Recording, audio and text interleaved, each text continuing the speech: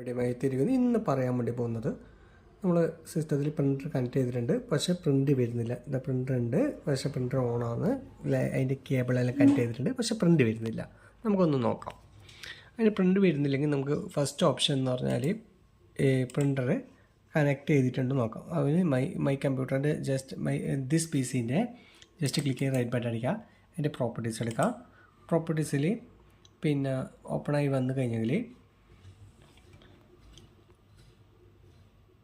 ഓപ്പണായിട്ട് വന്നു കഴിഞ്ഞാൽ അതിൽ DVS മാനേജർ ക്ലിക്ക് ചെയ്യുക.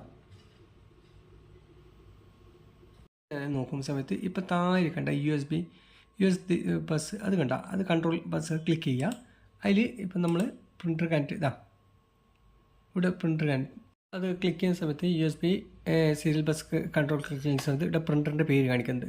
അതിൽ പ്രിൻ്ററിൻ്റെ USB കണക്റ്റഡ് പറഞ്ഞൊരു USB പ്രിൻ്റർ സപ്പോർട്ട് പറഞ്ഞ് കാണിക്കുന്നുണ്ട്. അതിനിപ്പോൾ നമ്മൾ നെക്സ്റ്റ് നോക്കാൻ പോകുന്നത് ഇത് ഓക്കെയാണ്, പ്രിൻ്ററും സിസ്റ്റമായിട്ട് കമ്മ്യൂണിക്കേഷൻ ഓക്കെയാണ്. ഇനി നെക്സ്റ്റ് നമ്മൾ പോകുന്നത് ക്ലിക്ക് ചെയ്യുക. കൺട്രോൾ പാനലിൽ ഇനി DVS ആൻഡ് പ്രിൻ്റേഴ്സ് ക്ലിക്ക് ചെയ്യുക. അതിൽ ഈ പ്രിൻ്ററിൻ്റെ പേര് ഇവിടെ കാണിക്കുന്നുണ്ട് 2900. ജസ്റ്റ് ഡബിൾ ക്ലിക്ക് ചെയ്യുക. അപ്പോൾ പ്രിൻ്ററിൻ്റെ അകത്ത് ഒന്നുമില്ല, പെൻഡിങ് ഒന്നുമില്ല. ഇനി നമുക്ക് എന്താണ് പ്രോബ്ലം നോക്കാം. ഇനിയിപ്പോൾ ഇതിൽ പ്രിൻ്ററിൻ്റെ ഓപ്ഷനിൽ ക്ലിക്ക് ചെയ്യുക.